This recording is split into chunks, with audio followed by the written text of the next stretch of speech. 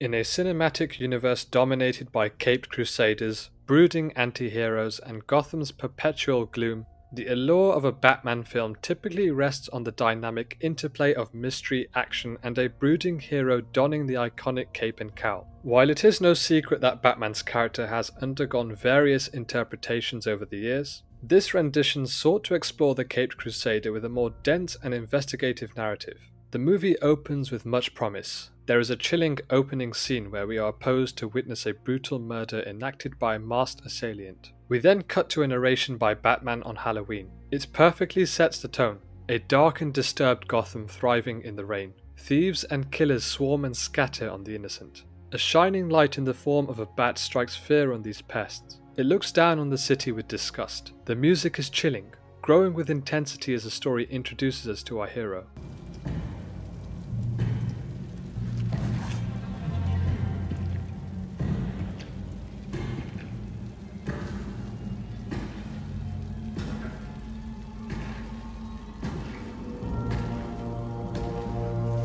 This man takes 30 seconds stomping his feet from a mile back to make his grand entrance. I thought he was a master of stealth, but I can look past that. This is still a good scene. I see no problems with the movie as of yet, and just look at how intimidating he is. The hell are you supposed to be?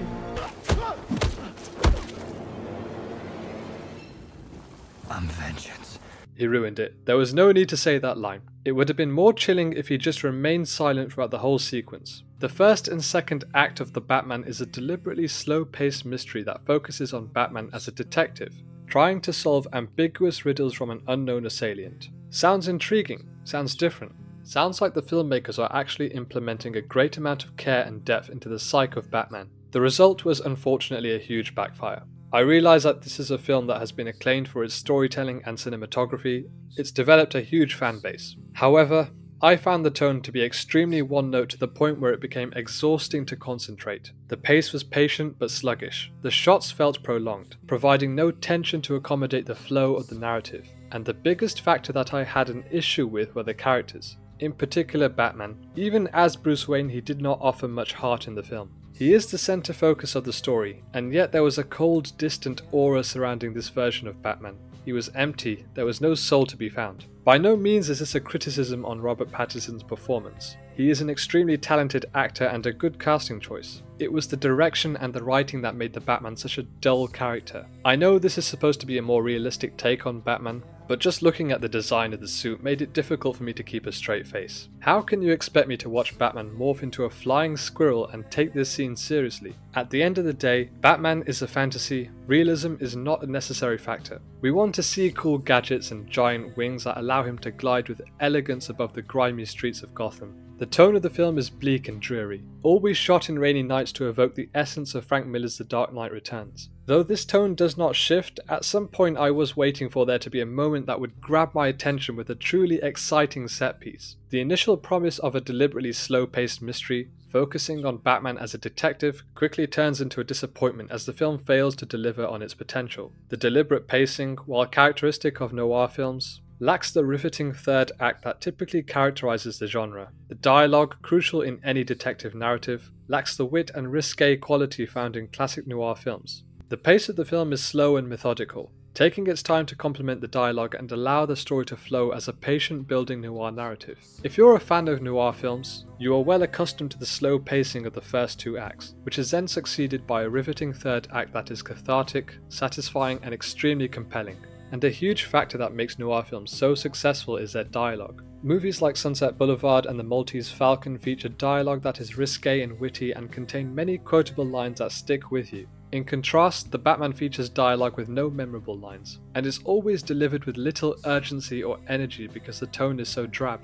The lines were delivered with more energy by the minor characters. They're the ones who brought the city of Gotham to life, more so than the main characters. The script could have done with some humour. Every time Batman or Commissioner Gordon would speak, it was like watching a fire on the verge of going out. It needed an injection of humour just to keep the fire going, and keep the audience engaged. The Dark Knight trilogy is able to add small moments of humour. It's the same tone of this Batman film, but the humour doesn't feel out of place. It's used appropriately and each character delivers their lines in different ways, making them distinct and interesting, whereas in this version, everyone looks and feels the same. The Penguin and the Riddler before he was unmasked were the only ones that stood out. If your characters have the same temperament as one another, then the story becomes less intriguing because everyone is the same. Commissioner Gordon and Batman were far too alike, making it difficult to shape any chemistry between the two. In The Dark Knight, Gordon is quite emotional in contrast to Batman, who is cool and reserved. These conflicting personalities are a testament to their relationship. They share the same goal, but their ideals are different. Gordon is also not shy of putting himself on the line,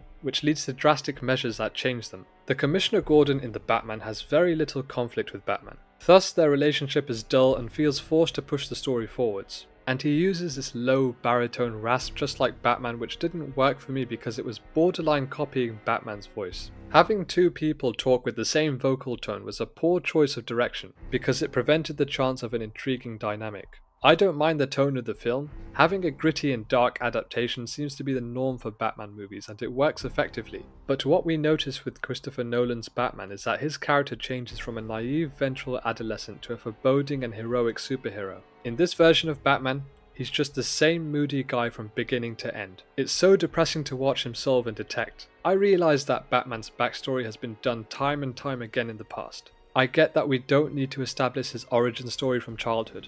However, it was very difficult to sympathise with him. It was as if all the energy was sucked out of his life force. The tone of the film depended on his temperament, which was depressing, sluggish and extremely emo, and every riddle they solved was so underwhelming. What does a liar do when he's dead? He lies still. I mean, are these really the riddles? There's a lot of shots of Batman clearing the floor and writing down all the information looking like a crazy conspiracy theorist. It wasn't even that deep. This detective game required a more clever cat and mouse chase. It should have driven Batman to psychological torment, but every clue was so lame and uninteresting. And Batman didn't even solve any of them correctly.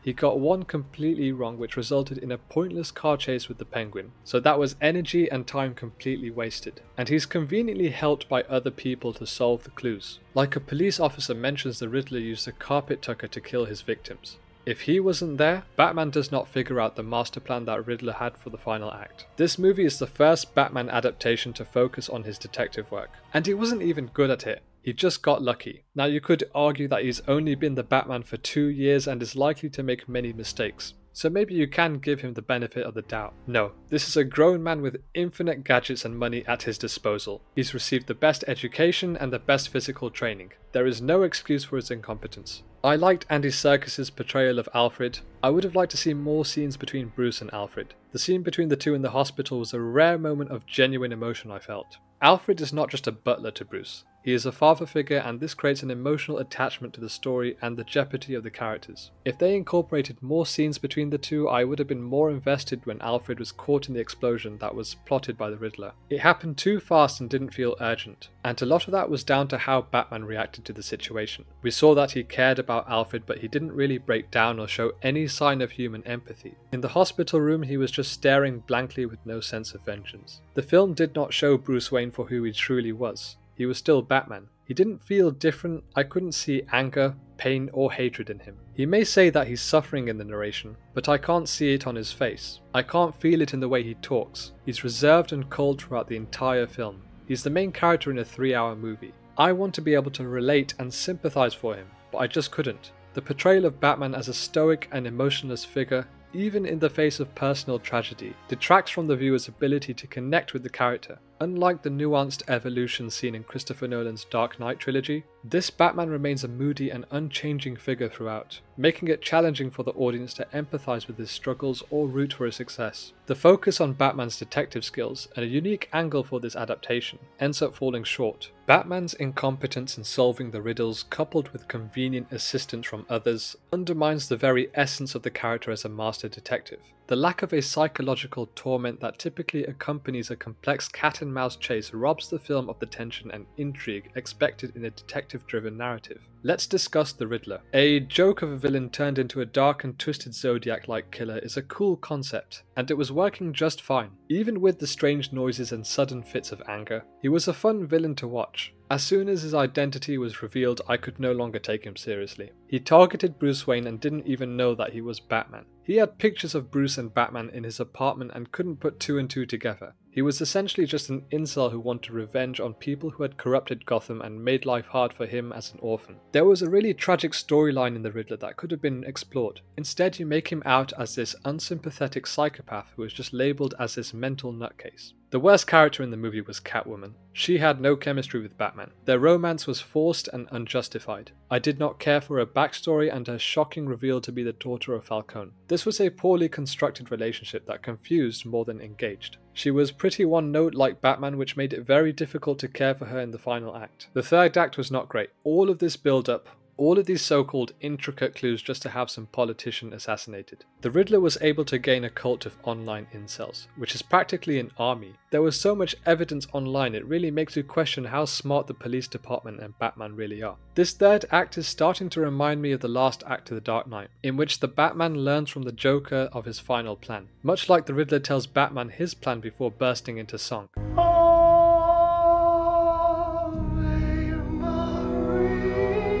During the flooding of Gotham, the citizens are in peril and Batman comes to their aid. In the midst of this tense and climactic scene, I didn't feel worried for Batman or Catwoman. They were never really tested to their limits. By the end of the fight, Gotham is in chaos. Batman realizes his purpose is to stay in Gotham and continue defending the citizens from criminals and injustice. That can't have been the conclusion to his character arc. He did not suffer. He only paid the price when Alfred was injured. Apart from that, he didn't change. He didn't really become angry or show any sign of emotion. This whole journey failed to challenge Batman in a way that would change him. He's still the same one-note hero from the beginning. The narrative felt more like a game progressing from one level to the next, one clue after another. When the film ends, there is a crucial aspect that must be taken into consideration. Would I go back to rewatch this? I don't think I would. This is a 3-hour movie. At no point did I feel engaged. I wasn't moved by any particular scene. No action sequence really held an ounce of gravitas. The opening sequence in which Batman narrates over the streets of Gotham is probably my favourite scene of the entire film.